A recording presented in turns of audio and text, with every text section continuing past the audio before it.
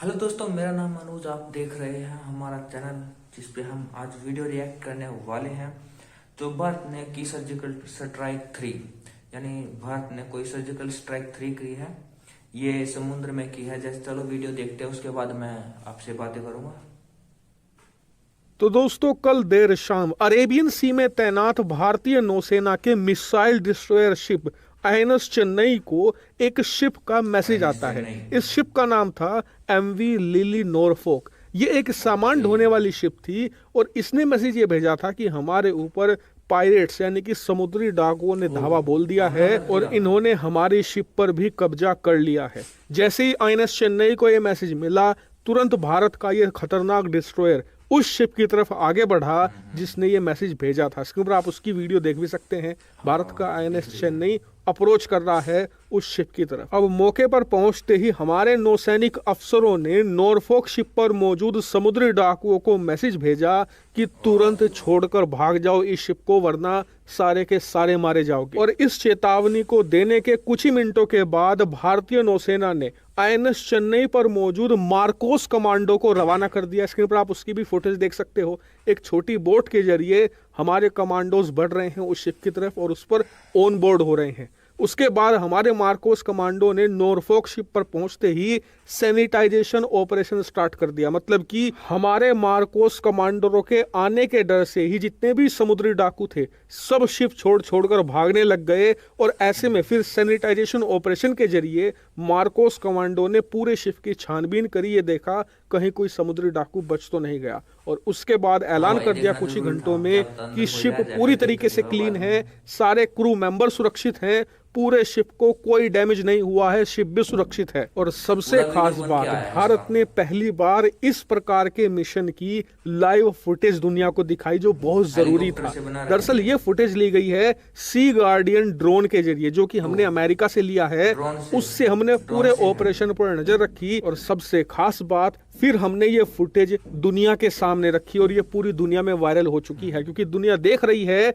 भारतीय नौसेना का दबदबा, कि भारतीय नौसेना इस प्रकार के ऑपरेशन भी कर सकती है जैसे अब से पहले सिर्फ अमेरिकी नौसेना कर पाती थी। यानी कि हिंद महासागर में तो भारत का ही दबदबा है। और सबसे खास बात, भारत की इस सर्जिकल स्ट्राइक से ना सिर्फ विदेश में बैठे भारत विरोधियों के मुंह पर तमाचा लगा है, बल्कि भारत में बैठे जयचंदों के मुंह भी बंद हो चुके हैं। कैसे? दरअसल आपको याद होगा कि एक हफ्ते पहले मैंने आपको ये मैप दिखाया था हिंद महासागर का और आपको बताया था कि कैसे कैसे भारत ने पूरे हिंद महासागर में और अरेबियन सी तक एक पूरा नेटवर्क बना दिया है शिप्स का, जिसमें हमने मिसाइल डिस्ट्रॉयर तैनात किए हैं, अलग अलग फ्रिगेट तैनात की हैं और नौसैनिक युद्धपोत तैनात करके एक ऐसा चक्रव्यूह रच दिया है कि अगर हुती विद्रोहियों ने भारत की शिप पर किसी भी प्रकार का हमला करने की कोशिश करी तो मुंह तोड़ जवाब दिया जाएगा। या फिर किसी भी समुद्री डाकू ने किसी भी शिप पर, चाहे वो भारत की हो या विदेशी हो, हमला करने या कब्जा करने की कोशिश करी तो उसका बच पाना असंभव है। भारतीय नौसेना का कहर उस पर बरसेगा। लेकिन मैंने देखा